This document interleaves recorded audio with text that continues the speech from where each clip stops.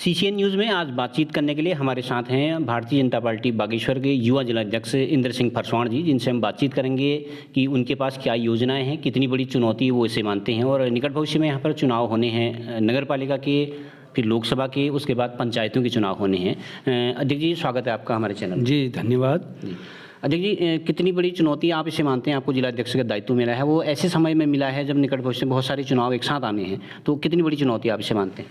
मैं इसको कोई चुनौती नहीं मानता है, क्योंकि भारतीय जनता पार्टी जो है एक संगठनात्मक पार्टी है।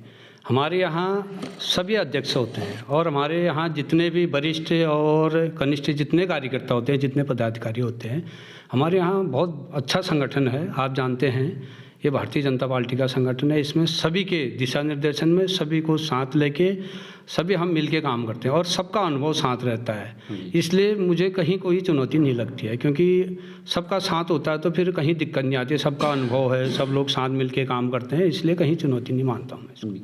देखिए, आप एक युवा हैं, शुरुआत में माना ये जा रहा था कि आप सीनियर्स से तालमेल नहीं बिठा पाएंगे या सीनियर्स आपके साथ नहीं देंगे आपको, तो क्या ऐसा कुछ रहा आपके बनने के बाद? जी बिल्कुल नहीं। हमारे यहाँ आपने देखा होगा जितने मेरे पूर्व अध्यक्ष रहे, अगर हम एक माननीय लक्ष्मीलाल वर्मा जी को छोड़ दें जो हमारे बीच नहीं रहे, बाकी जितने अध्यक्ष हमारे हैं, आपने देखा होगा स्वागत कार्यक्रम से लेके कोई भी कार्यक्रम है, सभी का प्यार आशीर्वाद मुझे मिलते रहता है और सबका साथ मुझे मिलता है और आगे भी सब लोगों का आशीर्वाद मुझे ऐसे मिलते ही रहेगा। जी देखिए, निकट भविष्य में नगर पालिका के चुनाव हैं, फिर लोकसभा के होंगे, फिर पंचायत के होंगे, तो किस तरह की तैयारियां आपके संगठन के तौर पर तैयारियां चल रही हैं? देखो, ये हमारे लिए कोई नया चुनाव नहीं है। आपने देखा हम हमेशा चुनाव लड़ते आए और फतह करते हैं। आपने बीच में देखा होगा कि जब विधानसभा चुनाव चल रहे थे तो विपक्षी के लोग कई आरोप लगा रहे थे, क्योंकि विपक्षी एक ये मान के चल रहा था कि एक बार बीजेपी एक बार कांग्रेस। लेकिन जो हमारा बीजेपी का संगठन है, मैंने पहले भी आपके सामने भी ये बात रखी, क्योंकि बीजेपी का संगठन रहता है, हमारा संगठन एक साथ मिल के काम करता है। कई मिथक हमने तोड़े। फिर आपने देखा होगा अभी दुर्भाग्य से हमारे माननीय मुख्यमंत्री जी वहाँ चुनाव हार गए थे, लेकिन फिर आपने देखा चंपावत में जब उपचुनाव हुआ, एक पूरे विश्व में, पूरे देश में एक रिकॉर्ड मतों से हमारे माननीय मुख्यमंत्री जी जीते। संगठन हमारा बहुत अच्छा संगठन है। आपने फिर यहाँ देखा होगा उसी बीच हमारा एक नगर पालिका उपचुनाव भी हुआ था, जिसमें कांग्रेस अपना प्रत्याशी तक खड़ा नहीं कर पाई और यहाँ तक कि प्रत्याशी खड़ा नहीं करने के बाद वो ये बोलने लगे थे कि हमने इनको समर्थन दे दिया। आप जानते हैं कांग्रेस ने कहीं समर्थन नहीं दिया, कांग्रेस ने समर्पण किया। उसके बाद आपने देखा होगा कांग्रेस के कई हमारे बड़े नेता मित्र लोग बोल रहे थे कि हम शासन चुनाव में हम अनुशिवाई को विजयी करेंगे, हम अनुशिवाई एक छत्र बागेश्वर में राज करेगी। आपने देखा अनुशिवाई ABVP ने हमारा कैसा चुनाव फतह किया। ऐसी कई चुनाव मैं आपके सामने रखूंगा जहां कांग्रेस कहीं टिकती नहीं है और हमारा संगठन जो है एक होकर चुनाव लड़ते हैं। इसलिए मुझे पूरा विश्वास है आगे भी हमारा पूरा संगठन एक होकर चुनाव लड़ेगा, कहीं हमें कोई चुनौती नहीं लगती। हम नगर पालिका हो, लोकसभा हो, आगे पंचायती चुनाव सब फतह करेंगे। जी देखिए, वैसे तो बीजेपी का बहुत बड़ा संगठन है, फिर भी आपके पास एक दायित्व मिला है, तो एक चुनौती ये भी है कि उसको और ज़्यादा आप विस्तार देंगे। तो क्या क्या आपकी पास जो योजनाएं हैं लोगों तक, आम आदमी को और अधिक संगठन से जोड़े जाने, क्या योजनाएं हैं, किस तरह से इसको आप विस्तार दे रहे हैं? देखो, हमारे यहाँ समय समय पर संगठन को मजबूत करने के लिए प्रशिक्षण, बैठकें लगातार नीचे मंडल स्तर तक, शक्ति केंद्र स्तर तक, बूथ स्तर तक हमारा संगठन मजबूत करने का कार्य चलता है। इसी प्रकार अभी हमारा देखो विगत 2-3 दिन में आप विदित हैं, हमारी प्रदेश कार्य समिति हुई, इसके बाद हमारी जिला कार्य समिति तय हो गई है 6 और 7 को, इसके बाद हमारी मंडल कार्य समिति तय होगी।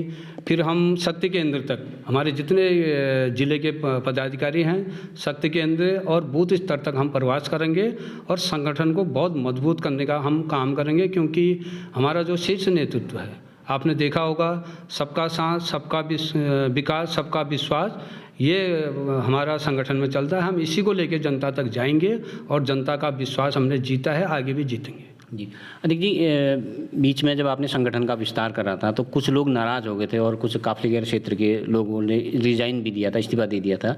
तो क्या ऐसा चल रहा है कि अंदर के जो नए आपने पदाधिकारी बनाए उनसे लोग नाराज़ हैं या आपने सहमति बनाने में आप कहीं विफल रहे? नहीं, देखिए बिल्कुल ऐसा कहीं नहीं था। थोड़ा सा हमारा मंडल अध्यक्ष बनाने में होता है, क्योंकि इतनी बड़ी राष्ट्रीय पार्टी है और जिसका नेतृत्व माननीय मोदी जी कर रहे हैं, तो होता है सबको, क्योंकि बड़ी पार्टी है और संगठन बहुत हमारा अच्छा काम करता है और बहुत संगठन आगे बढ़ गया है, तो सभी लोग पदाधिकारियों को लगता है कि मैं भी अध्यक्ष, मंडल अध्यक्ष बनूं, मैं भी जिला अध्यक्ष बनूं, मैं भी अन्य पदों में रहूं। तो ठीक है, वो सबका अधिकार है, सबने पद दावेदारी की, लेकिन थोड़ा सा होता ही है, जब घोषणा हुई तो एक पद तो एक ही अध्यक्ष की घोषणा होगी, उसमें थोड़ा एक आध दिन थोड़ा सा मेरे संज्ञान में भी कहीं ऐसे ही फेसबुक इधर उधर से सूचनाएं आई, लेकिन जो ही वो लोग से मेरा संपर्क हुआ, दूसरे दिन सभी लोग कार्यालय में आए, क्योंकि भारतीय जनता पार्टी का कार्यकर्ता जो है थोड़ा नाराज़ हो सकता है लेकिन पार्टी को धोखा नहीं दे सकता है, इसलिए दूसरे दिन आए, उनने सब ने मिलकर उन्होंने कहा जो हमारा संगठन का निर्णय है सर्वोपरि है, आगे हम काम करेंगे, सब ठीक ठाक हो गया, आपके सामने है। तो क्या सबकी नाराज़गी दूर हो गई? जी, सबकी नाराज़गी दूर होगी, सब साथ हैं संगठन में। आपने देखा होगा आज भी हमारी बैठक थी, डेली बैठक चलती है, बहुत अच्छा संगठन चलेगा। जी, देखिए एक विपक्ष पूरी कोशिश कर रहा है आगामी चुनावों में आपको चुनौती देने के लिए, महंगाई है, बेरोजगारी है, इन मुद्दों को उठाने की कोशिश कर रहा है, देश की जो आर्थिक स्थितियाँ हैं वो बदहाल होने का वो आरोप लगाता है, उनको मुद्दा बना रहा है और जनता को समझाने की कोशिश कर रहा है। तो आप कैसे इसको कहते हैं चुनौती मानते हो, क्या जवाब आप विपक्ष को इसके लिए देंगे? देखो, विपक्षी का काम खाली आरोप लगाना है, विपक्षी कहीं रहा ही नहीं, विपक्षी का कोई मुद्दा नहीं है, क्योंकि आपने देखा होगा हमारी सरकार ने गरीबों के लिए कितने कार्यक्रम करे, कितने कार्यक्रम चल रहे हैं। अगर हम उन कार्यक्रमों को आपके सम्मुख रखेंगे तो बहुत समय लग जाएगा। आपने देखा होगा अभी चुनाव में भी कहीं ना कहीं जो हमारे सरकार की योजनाएं हैं वही काम आई, जनता ने हमको सम्मान दिया, जनता ने उसको स्वीकारा, हम विजयी हुए, आगे भी विजयी होंगे। विपक्ष का कोई मुद्दा नहीं है और न विपक्ष ने इतने सालों में रह के कहीं जनता, गरीब जनता के बारे में सोचा।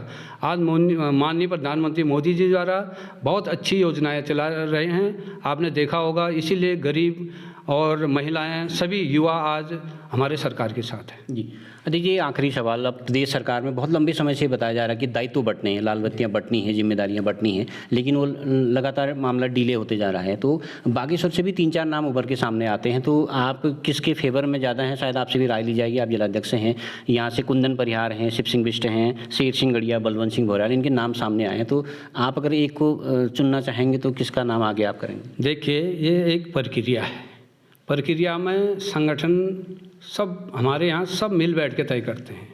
अन्य संगठनों की तरह हमारे यहाँ ऐसा नहीं होता है वो उसके लिए, हमारे यहाँ संगठन सर्वोपरि होता है और संगठन में सभी हमारे वरिष्ठ हैं और सब ने संगठन में बहुत अच्छा काम किया है। आपने देखा होगा सभी लोगों ने संगठन में इतना सालों से काम कर रहे हैं और आगे भी करते रहेंगे, और जो संगठन का निर्णय है वो सबको मान्य होता है और मान्य होगा भी, और जो जिसको भी हमारा संगठन उचित समझेगा, जो उचित समझेगा वो निर्णय लेगा, हम संगठन के साथ हैं। जी, धन्यवाद जी, हमसे बातचीत करने के लिए आपने वक्त निकाला, बहुत बहुत धन्यवाद। बहुत बहुत धन्यवाद आपका।